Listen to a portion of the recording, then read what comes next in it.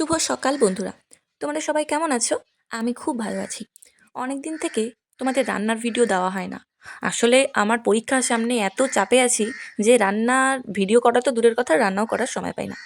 তো আজকে অনেক দিন পর ভাবলাম মা আজকে যখন চিংড়ি মাছের ঝোল রান্না করছে তাহলে সেটা তোমাদের দেখিয়ে দিই। তো চিংড়ি মাছগুলো খুব সুন্দর লাগছে দেখতে। চিংড়ি মাছ সবারই পছন্দ, কম বেশি আমার খুবই পছন্দ।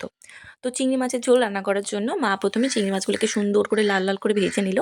ভেজে নেওয়ার পর কড়াইতে তেল গরম করে কালো জিরে ফোড়নে দিয়ে দিল। কালো জিরে ফোড়নে দিয়ে দেওয়ার পর সেখানে দিয়ে দিল একটু লঙ্কা আর পেঁয়াজ। সেটাকে ভালো মতো ভেজে নিয়ে তারপর দিয়ে দিল আলু। আলুটাকেও লবণ আর হলুদ দিয়ে খুব ভালো করে ভেজে নিল।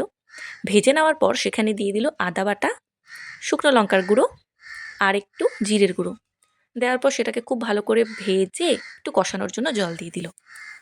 জলটা যখন শুকিয়ে গেল আস্তে আস্তে মা সুন্দরভাবে মশলাটাকে কষিয়ে নিল।